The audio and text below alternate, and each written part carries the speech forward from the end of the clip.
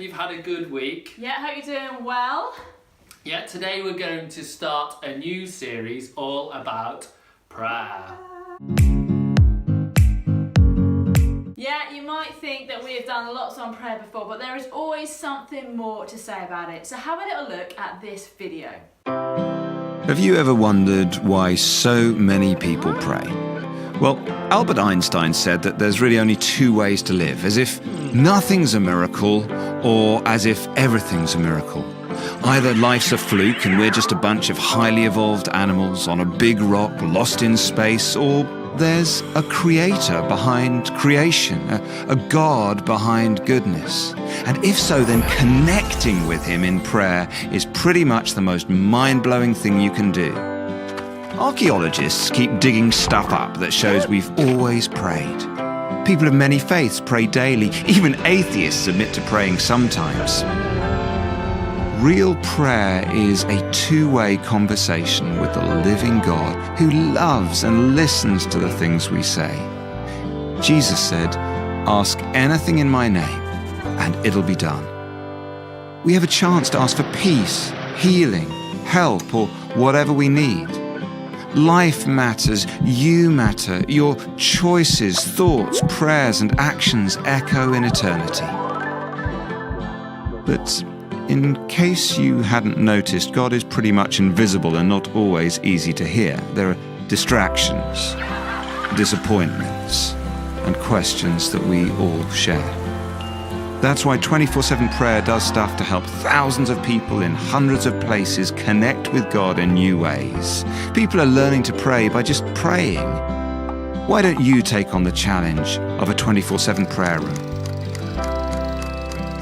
Just gather your friends, find a place, pick a week, get creative in the space, and fill every hour of the week with a chain of prayer. Prayer vigils like these have been changing lives for 2,000 years, and today millions are discovering that God's real, life's a miracle, and the most powerful thing you can ever do is to pray. So that video seemed to imply that there's lots of different ways to pray, from praying quietly on your own to praying loudly with lots of people. Yeah, I like to pray when I'm outside, particularly when I'm running. Can you think of different ways that you can pray?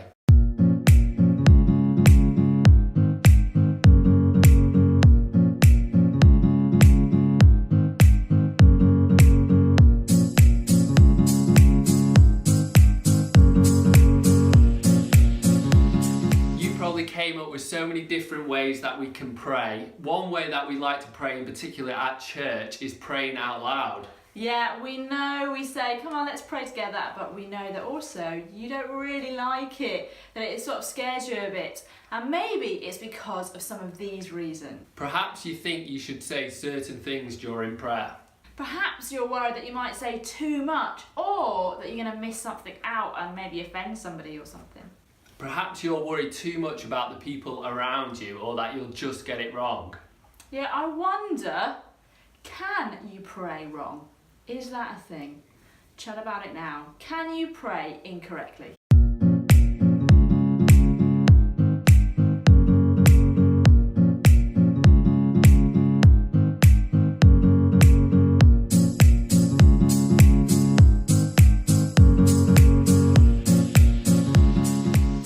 The Bible actually says you can pray wrong. Let's have a look at these Bible verses. And when you pray, do not be like the hypocrites, for they love to pray standing in the synagogues and on the street corners to be seen by others. Truly I tell you, they have received their reward in full. But when you pray, go into your room, close the door, and pray to your Father who is unseen. Then your Father who sees what is done in secret will reward you. And when you pray, do not keep on babbling like the pagans, for they think they will be heard because of their many words. Do not be like them, for your Father knows what you need before you ask him. So there you go. Those verses say that you actually can pray wrong. But it's not really about how you pray or what you're praying. It's more about the attitude that you're praying with. It's more about being more worried about other people and what they think than what's going on between you and God. And the other bit was about you not knowing really who you're praying to and not understanding God's character, and that it's okay to pray to him.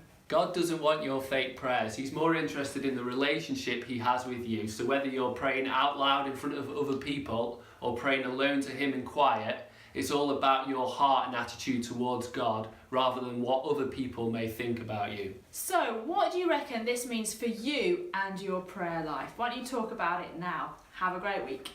Bye. See ya.